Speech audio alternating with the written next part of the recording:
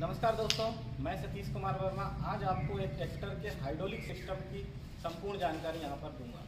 Tractor में hydraulic system बहुत महत्वपूर्ण होता है क्योंकि लगभग 90% 95% काम हम लोग इसी से करते हैं। हाइड्रोलिक सिस्टम पास्कल लॉ के सिद्धांत पर काम करता है और पास्कल लॉ का नियम ये कहता है कि किसी द्रव पदार्थ को दबाया नहीं जा सकता। साथ में अगर हम उसे कंप्रेस करते हैं किसी बंद कंटेनर में तो वो लंबवत चारों दिशाओं में क्रियाशील होता है। इस सिद्धांत के ऊपर हाइड्रोलिक काम करता है। हाइड्रोलिक में इंटरनल और एक्सटर्नल कंपोनेंट्स की जानकारी मैं यहाँ पर दूंगा और कौन कौन से मुख्य भाग होते हैं जो हाइड्रोलिक के लिए जरूरी होते हैं उसकी जानकारी मैं यहाँ पर आपको संपूर्ण दूंगा। सबसे पहले हम लोग देखते हैं कि हमारे पास एक ट्रैक्टर है, स्वराज कंपनी का है। इसमें हाइड्रोलिक में मुख्य भाग कौन कौन से हैं और एक्सटर्नल कहाँ हमको जो दिख रहा है उसके बारे में जानकारी मैं यहाँ पे दूंगा। तो सबसे पहले ये वाला सिस्टम, ये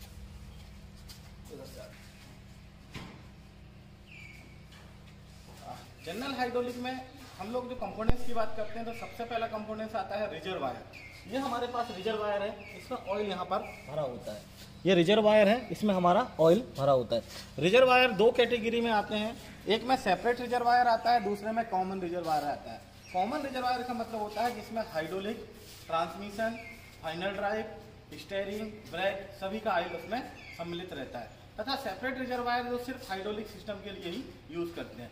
दूसरा इसमें जो मुख्य भाग होता है वो होता है पंप। यहाँ पर इसमें पंप लगा हुआ है।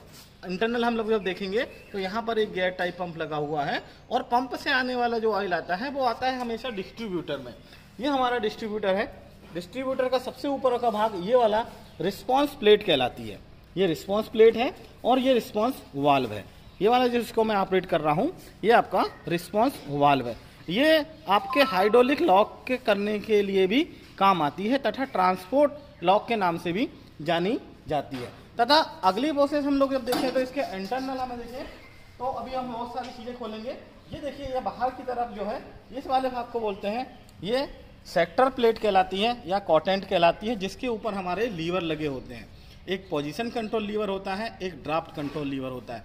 किसी किसी ट्रैक्टर में एक लीवर और होता है जिसको लोकेट लीवर के नाम से जाना जाता है। अधिकतर हाइड्रोलिक सिस्टम में दो ही लीवर हम लोग प्रयोग में लाते हैं, पोजीशन कंट्रोल लीवर और ड्राफ्ट कंट्रोल लीवर। और अगर बाहर से हम लोग देखें तो इसमें ये हमारे पास हाइड्रोलिक आर्म है। ये वन वे आर्म के नाम से भी जानी जाती है। इसके अंदर हम लोग निकालेंगे तो हाइड्रोलिक शाफ्ट निकलेगी। ये हाइड्रोलिक आर्म है। हाइड्रोलिक आर्म के साथ लोअर लिंक लगी होती है जो हमने अभी इस समय निकाल दी गई हुई है। साथ में ये पीछे वाला भाग जो दिख रहा है ये वाला, ये सेंसिंग ब्रैकेट कहलाता है। ये हमारा सेंसिंग ब्रैकेट है और ये सेंसिंग है। ये सेंसिंग इसमें जो हो रही है वो ट्यूब टाइप है, स्प्रिंग लोडेड ट्यूब टाइप है। इसके अंदर ट्यूब लगा होता है और एक स्प्रिंग लगी होती है, उससे इसकी सेंसिंग होती है। अब हम इस हाइड्रोलिक को खोलेंगे और इसके इंटरनल पार्ट्स के बारे में देखेंगे कि कौन से भाग कहां पर लगा हुआ है। ये देखिए, ये कॉमन रिजर्वायर होता है। ये हमारा कॉमन रिजर्वायर है। इसमें ऐसे ही 90 नंबर ऑयल हम लोग इसमें भरे होते हैं। कॉमन रिजर्वायर जो आपको मैंने बताया तो पूरा देखिए, final drive, differential, gear box तथा हाइड्रोलिक में भी हम लोग इसका प्रयोग करते हैं। ये कॉमन रिजर्वायर होता है। अब बात करते हैं, हमने इसके ऊपर से निकाला हाइड्रोलिक टापा। पूरे लिंकेज को हाइड्रोलिक टापा के नाम से भी जाना जाता है। उस हाइड्रोलिक टापा को जब हम लोग निकालते हैं बाहर की तरफ तो देखिए क्या होता है। देखिए, ये हाइड्रोलिक हाउसिंग है, पूरी हम लोगों ने बाहर निकाले, इसको टापा के नाम से भी जाना जाता है। इस तरह हम लोगों ने अभी इसे हमने पलटा के रखा हुआ है। अब इसके जो मुख्य भाग होंगे वो मुख्य भाग देखो कौन कौन से होंगे। सबसे पहले हम लोग बात करते हैं यहाँ से। ये देखिए, ऊपर के लिए जो हम लोग ऑपरेट करते हैं, स्पूल को ऑपरेट करते हैं, उसके लिए ये कहलाती है सेक्टर प्लेट। सेक्टर प्लेट पे दो लीवर लगे हुए हैं, पोजीशन कंट्रोल लीवर और ड्राफ्ट कंट्रोल लीवर। इस सेक्टर प्लेट पे जो पोजीशन होती है वो लगभग 150 से लेकर 300 तक पोजीशन होती है। किसकी? ड्रावर की, लोअर लिंक से ड्रावर की। इतनी पोजीशन पे हम लोग इसको ऑपरेट कर सकते हैं। दो लीवर लगे होते हैं, सेक्टर प्लेट है। ये ट्यूब सॉलिड और होलो दो तरह की इसके अंदर राड होती है। एक ऊपर वाला ट्यूब होलो होता है तथा नीचे वाला सॉलिड होता है। आगे की तरफ ये वाला हिस्सा जो कहलाता है, ये मुख्य भाग है इसका, ये कहलाता है डिस्ट्रीब्यूटर। ये हमारा डिस्ट्रीब्यूटर है। डिस्ट्रीब्यूटर के साथ ये वाला जो भाग हमें दिख रहा है ये मैकेनिकल लिंकेज है सारी, ये सारी मैकेनिकल लिंकेज है। पोजीशन कंट्रोल लीवर की लिंकेज, पोजीशन कंट्रोल लीवर की लिंकेज ये वाली कहलाती है। देखिए, ये हमारी पोजीशन कंट्रोल लीवर की लिंकेज है। पोजीशन कंट्रोल लीवर की लिंकेज हमेशा जो हमारे हाइड्रोलिक शाफ्ट के ऊपर पीछे की तरफ ये दिख रहे हैं, इस वाले हिस्से को ये असेंट्रिक कैम होती है। ये क्या होती है? Eccentric cam. इससे कांटेक्ट रहते हैं, रोलर के साथ कांटेक्ट में रहती है असेंट्रिक कैम और रोलर। तथा ड्राफ्ट कंट्रोल वाली जो लिंकेज होती है, ये पोजीशन कंट्रोल लीवर की लिंकेज है, ये draft control lever. Draft control lever की लिंकेज की पहचान ये होती है कि ये हमेशा सेंसिंग से जुड़ी होती है। ये सेंसिंग राड है। सेंसिंग राड पीछे सेंसिंग ट्यूब से जुड़ी होती है। ये देखिए यहाँ पर सेंसिंग ट्यूब लगी हुई है अंदर की तरफ। हवा में देखिए, ये देखिए, ये सेंसिंग ट्यूब है। और ये सेंसिंग ट्यूब से जो लिंकेज जुड़ी होती है वो ड्राफ्ट कंट्रोल लीवर की लिंकेज होती है। सेंसिंग दो तरह से होती है, एक लोअर लिंक के द्वारा और दूसरा टॉप लिंक के द्वारा। ये दोनों हमारे स्पूल को ही ऑपरेट करती है। ये हमारा स्पूल है, इसके अंदर डिस्ट्रीब्यूटर है, अभी हम लोग खोलेंगे। इसका एक भाग कहलाता है, ये कहलाता है रैम सिलेंडर। ये हमारा रैम सिलेंडर है। रैम सिलेंडर के अंदर यहाँ से ये कनेक्टिंग राड है, ये वाली हिस्सा पूरा का पूरा कनेक्टिंग राड है। कनेक्टिंग राड के बाद जिसके साथ जुड़ी हुई है ये कनेक्टिंग राड आर्म कहलाती है। कुछ कंपनियां रॉकसॉफ्ट बोलती है, कुछ कंपनियां इसको बेल क्रैंक के नाम से जानी जाती है, जो हमारी हाइड्रोलिक शाफ्ट के साथ जुड़ी होती है। हाइड्रोलिक शाफ्ट के साथ बाहर की तरफ ये वाला हिस्सा कहलाता है हाइड्रोलिक आर्म और नीचे लोअर लिंक होती है। अगर हम इसको ऑपरेट करें तो ये इस तरह ऑपरेट होती है। देखिए ये मूवमेंट होती है कनेक्टिंग राड का। अब बात करते हैं रैम सिलेंडर में। तो रैम सिलेंडर के अगले वाले भाग में, इस वाले भाग में अगर आपको यहाँ दिख रहा होगा तो ये इस रैम सिलेंडर को सेफ्टी के लिए उन्होंने क्या करा, एक सेफ्टी वाल्व लगा के रखा हुआ है और इस सेफ्टी वाल्व का नाम सिलेंडर सेफ्टी वाल्व है। साथ में ये डिस्ट्रीब्यूटर जिससे जुड़ा हुआ है, इसके जस्ट नीचे की तरफ अगर देखें तो ये हमारा देखिए यहाँ से दिख रहा होगा, ये पूरा कहलाता है response plate. Response plate Swaraj company जो होती है वो दो भागों में डिस्ट्रीब्यूटर को देती है, एक रिस्पॉन्स प्लेट के नाम से देती है, दूसरा मेन डिस्ट्रीब्यूटर के है। कोई भी ट्रैक्टर हो, ट्रैक्टर की में जो हाइड्रोलिक सिस्टम होता है वो 4 पोजीशन को अप्लाई करता है। लोअर लिंक गिराने की, उठाने की, होल्ड करने की तथा न्यूट्रल सर्किट। ये 4 सर्किट उसमें कंटिन्यू होते हैं। वो सारी प्रोसेस इस हाइड्रोलिक सिस्टम में यूज होती है। मैकेनिकल हाइड्रोलिक ऑयल यहाँ तक आता है, फिर हम उसे मैकेनिकल लिंकेज में कन्वर्ट करते हैं, हमेशा मैकेनिकल लिंकेज में कन्वर्ट करते हैं। अब हम डिस्ट्रीब्यूटर खोलेंगे और इसमें देखेंगे कौन कौन से मुख्य भाग हैं। इसमें एक चीज़ और है, रैम सिलेंडर के अंदर से पिस्टन बाहर ना निकले इसके लिए ये देखो सेफ्टी के लिए ऑटो ट्रिप लीवर लगा के रखा हुआ है। ये ऑटो ट्रिप है, जब भी रैम सिलेंडर ज़्यादा बाहर निकलेगा तो ये ऑटो इसको ट्रिप कर देगा और सिस्टम को न्यूट्रल कर दिया जाएगा। इस तरह अभी देखेंगे हम लोग। ये देखिए, ये नीचे वाला हिस्सा जो दिख रहा है आपको, ये आपका पिस्टन है और ये आपकी कनेक्टिंग राड है। ठीक है, आगे देखते हैं इसको खोलकर। डिस्ट्रीब्यूटर को हम लोग अब यहाँ पर खोलते हैं, देखते हैं। डिस्ट्रीब्यूटर इसका 2 भाग में है, मैं पहले भी आपको बताया था। ये रिस्पॉन्स प्लेट है, ये रिस्पॉन्स प्लेट इस तरह इसमें लगी होती है। ये देखिए रिस्पॉन्स प्लेट और रिस्पॉन्स प्लेट के साथ डिस्ट्रीब्यूटर, दोनों एक ही यूनिट है। साथ में जो ऑयल आता है वो इस वाले हिस्से से ऑयल आता है, पंप से आने वाला ऑयल यहाँ से होता हुआ रिस्पॉन्स प्लेट में जाएगा, डिस्ट्रीब्यूटर में जाएगा और डिस्ट्रीब्यूटर से वापस जो ऑयल जाएगा इसी वाले होल से वो हमारे रैम सिलेंडर में जाता है। रैम सिलेंडर में यहाँ नीचे की तरफ से जाता है, हम इसको दिखाएंगे आपको बाद में। अब हम इस डिस्ट्रीब्यूटर में रिस्पॉन्स प्लेट को खोलते हैं और देखते हैं कि इसमें कौन कौन से वाल्व निकलते हैं। सबसे पहले हम लोग इस रिस्पॉन्स प्लेट को खोलते हैं। रिस्पॉन्स प्लेट में 3 वाल्व हमें यहाँ पर मिलेंगे। सबसे पहला वाल्व पंप सेफ्टी वाल्व, ये हमारा pump safety valve. Pump safety valve का जो प्रेशर होता है वो लगभग 175 kg पर सेंटीमीटर स्क्वायर से लेके 185 kg पर सेंटीमीटर स्क्वायर तक होता है। सब की हाइड्रोलिक के डिजाइन के अनुसार अलग अलग होता है। सबसे पहले हमने जो वाल्व निकाला वो हमारा पंप सेफ्टी वाल्व, ये हमारा पंप सेफ्टी वाल्व है। दूसरे नंबर का जब हम इसमें वाल्व खोलते हैं तो ये हमारा जो वाल्व होगा ये हमारा चेक वाल्व होगा। देखिएगा, मैं इसे खोलता हूं।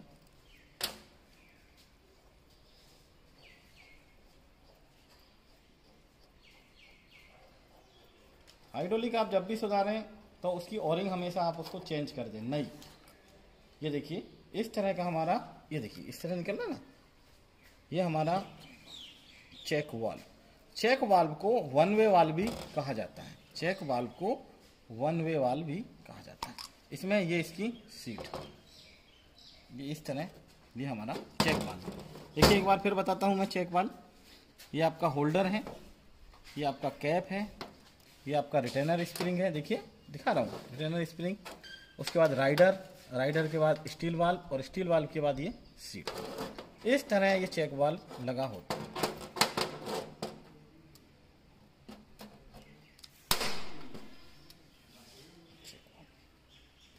ऑयल हमेशा यहाँ से आता है और इस चेक वाल्व को नीचे की तरफ दबाता हूँ। इसके फ्लो डायग्राम की जानकारी मैं आगे की तरफ दूंगा धीरे धीरे, ठीक है। अब नेक्स्ट हम लोग आगे चलते हैं। Response valve. रिस्पांस वाल्व को वॉल्यूम कंट्रोल वाल्व के नाम से भी जाना जाता है।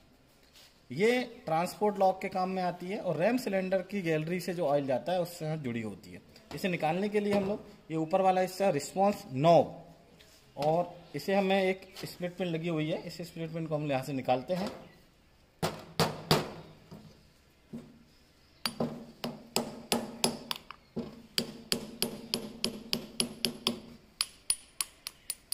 ये देखिए ये स्प्लिट पिन निकाली हमने और इसे हल्का सा हैमरिंग करके हम लोग वाल्व को बाहर निकालने की कोशिश करते हैं। ये देखिए रिस्पांस नॉब और ये हमारी है रिस्पांस वाल्व। ये गैलरियों के बीच में लगी होती है और ऑयल देखिए कम से ज़्यादा, ये देखिए कितना आपको ऑयल को जाना चाहिए उतने, इसलिए रोटरी वाल्व भी इसको कहा जाता है। ये हमारी रिस्पांस वाल्व है। इस तरह ये असेंबली कंप्लीट होती है और ये हमारी हो गई पूरी रिस्पांस प्लेट के वाल्व। तीन वाल्व हम लोगों ने यहाँ पर निकाले।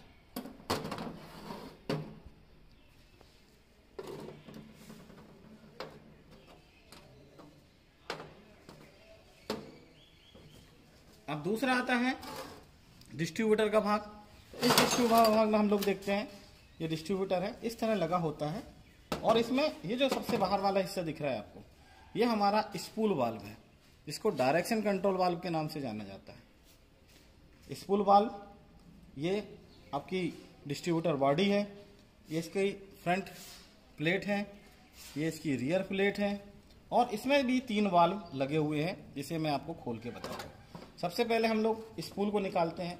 4 नट से इसे खोलना है। नट बोल्ट लगे होते हैं, यहाँ पर बोल्ट लगे हुए हैं, देखिए इस तरह हम इसे खोलें।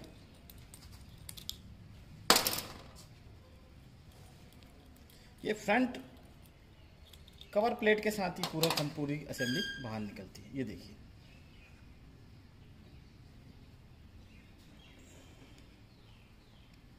ये हमारा डायरेक्शन कंट्रोल वाल्व या स्पूल वाल्व। स्पूल वाल्व में स्लॉट बने होते हैं, पोर्ट 1, पोर्ट 2, पोर्ट 3, पोर्ट 4। जो बीच वाले जो रहते हैं ये सीट के ऊपर रहते हैं। इसी से ऑयल पोजीशन पे जाता है कि कब न्यूट्रल होना है, कब लिफ्टिंग होनी है और कब उसे होल्ड होना है या कब उसे लिफ्ट होना है। ये सब चीज़ें हमारे स्पूल, इससे मैनुअल हम लोग ऑपरेट करते हैं मैकेनिकल लिंकेज की सहायता से। ये देखिए यहाँ पर देखें, ये हमारे लिंकेज होती है, पोजीशन कंट्रोल लीवर और ड्रॉप कंट्रोल लीवर। इससे हम लोग ऑपरेट करते हैं, स्पूल को ऑपरेट करते हैं। ये हमारा स्पूल वाल्व है। स्पूल वाल्व के बाद जस्ट नीचे की तरफ अगर देखें, इसी के साथ में आगे की तरफ ही देखें तो ये हमारा कहलाएगा अनलोडिंग वाल्व। ये हमारा अनलोडिंग वाल्व स्पूल वाल्व के नीचे ही लगा होता है, साथ में ही लगा होता है। ये देखिए अनलोडिंग वाल्व और ये इसका रिटेनर स्प्रिंग। तीसरा जिसमें सबसे महत्वपूर्ण जो वाल्व है वो हम लोग खोलते हैं, अभी देखते हैं। Back pressure valve. ये बैक प्रेशर वाल्व है। ये देखिए कैप है, रिटेनर स्प्रिंग है और ये आपका राइडर है। ठीक है दोस्तों, अब हम लोग डिस्ट्रीब्यूटर को असेंबल करते हैं। असेंबल करने से पहले सारे पार्ट्सों को बढ़िया डीजल से इसे धोना है और लुब्रिकेट करते हुए इसे असेंबल हमें करना है। सारे वाल्व हम लोग लुब्रिकेट करते हुए यहाँ पर लगाएंगे, देखते हैं। ठीक है, सबसे पहले हम लोग यहाँ पर लगा रहे हैं डिस्ट्रीब्यूटर में, उसको बोलते हैं बैक प्रेशर वाल्व।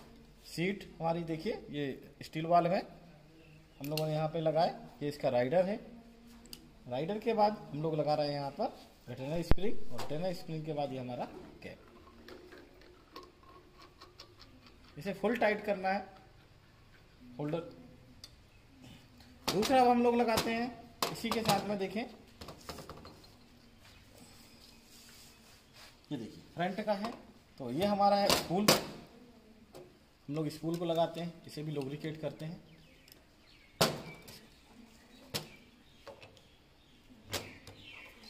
ये देखिए इस तरह हमने यहाँ पर लगाए। इसमें 4 नट बोल्ट यहाँ बोल्ट लगे हुए हैं, 4 बोल्ट हमें यहाँ पर टाइट करने हैं।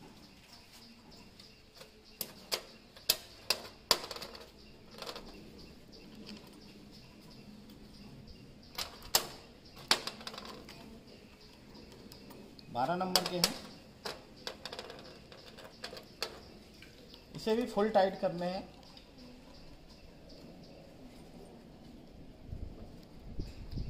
नेक्स्ट में लगाने के बाद इसी के जस्ट पीछे देखिए यहाँ पर अनलोडिंग वाल्व हमें लगाना है। अनलोडिंग वाल्व लगाते समय ध्यान रखना है कि इसमें जो स्लॉट बने हुए हैं सीट 1 और 2 इस तरह, ठीक है, ये आपको दिख रहे होंगे। तो जो 2 स्लॉट हैं वो आगे की तरफ जाएंगे, रिटेनर स्प्रिंग, और फ्रंट ब्रैकेट जो कवर लगाया था उसके बाद हम लोग को लगाना है यहाँ पर रियर प्लेट। ये देखिए ये हमारी रियर प्लेट है, ये देखिए इस तरह, और इसके ऊपर हमें कैप लगाना है।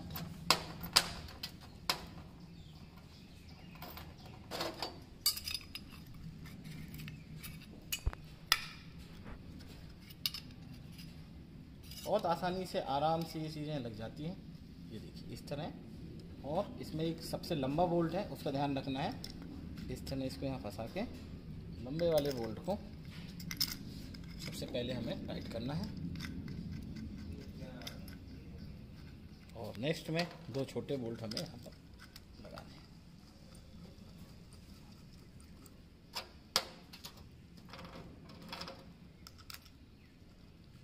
और फुल टाइट इसे यहाँ पर करना है। ये हो गया हमारे डिस्ट्रीब्यूटर के अंदर जितने भी वाल्व थे हमारे पूरे हम लोगों ने यहाँ पर असेंबल कर दिए और डिस्ट्रीब्यूटर को कंप्लीट कर दिया। अब आती है रिस्पांस प्लेट की बात। तो रिस्पांस प्लेट हमें खोल देखना है। सबसे पहले हम लोग लगाते हैं, ये देखिए ये रिस्पांस प्लेट है। रिस्पांस प्लेट में हम लोग सबसे पहले थोड़ा ऑयल देते हैं। ऑयल देने के बाद सबसे पहले हम लोग इसमें डालते हैं check valve assembly. Check valve assembly में सबसे पहले सीट को ऐसे नहीं डाल, इसको इस तरह डालना है।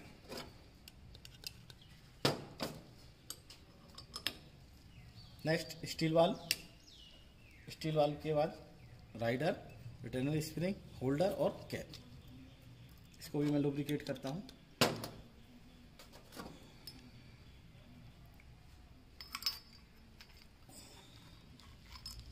इसका विशेष ध्यान रखना है कि सीट पे स्टील वाल्व आसानी से जाके बैठ सके। ये देखिए इस तरह ये लग गया, और होल्डर में इसको प्रेस, ये देखिए आवाज आई, ये सीट पे जाके बैठ गए, और इस तरह से यहाँ पर होल्डर के साथ कैप के साथ फुल टाइट। नेक्स्ट में अगर हम लोग इसकी बात करें तो इसे और टाइट करते हैं।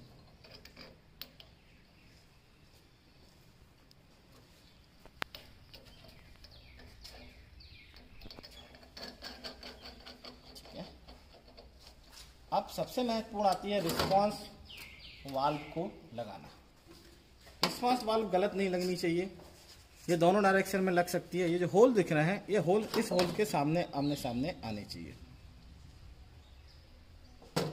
अगर ये उल्टा आपने लगा दिया बंद वाली कंडीशन में तो हमारा हाइड्रोलिक सिस्टम नीचे नहीं आएगा। इस तरह से लगाकर थोड़ा सा हल्के सा हैमरिंग, और रिस्पांस नॉब हमें यहाँ पर लगाना है। रिस्पांस नॉब लगाने के लिए इसे सही डायरेक्शन में हमें यहाँ पर लेके आना है।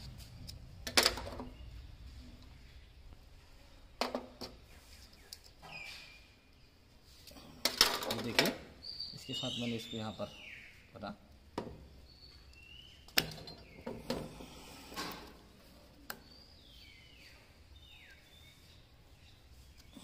और इसमें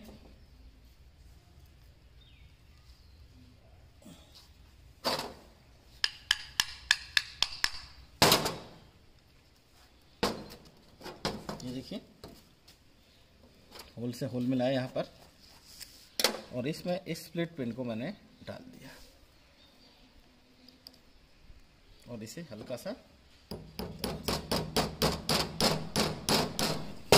अगर आप इसे ऑपरेट करके देखें तो ये देखिए प्रॉपर तरीके से ये काम कर रही है, ऑन और ऑफ। इस तरह रिस्पांस असेंबली में हम लोग रिस्पांस बॉल लगाते हैं, सबसे आखिरी में हम लोग लगाते हैं पंप सेफ्टी वाल। ये हमारा पंप सेफ्टी वाल, इसका जो प्रेशर होता है वो निर्धारित होता है, तथा इसे सेट करने के लिए ये ऊपर की तरफ देखिए होल्डर लगा हुआ है जो इसके अंदर टाइट होता है। ठीक है दोस्तों, इस तरह हमने पूरा असेंबली कंप्लीट की। अब नेक्स्ट वीडियो में हम लोग देखेंगे कि हम इस हाइड्रोलिक सिस्टम की सेटिंग कैसे करते हैं और इसे असेंबल कैसे करते हैं। जी धन्यवाद, जय श्री राम।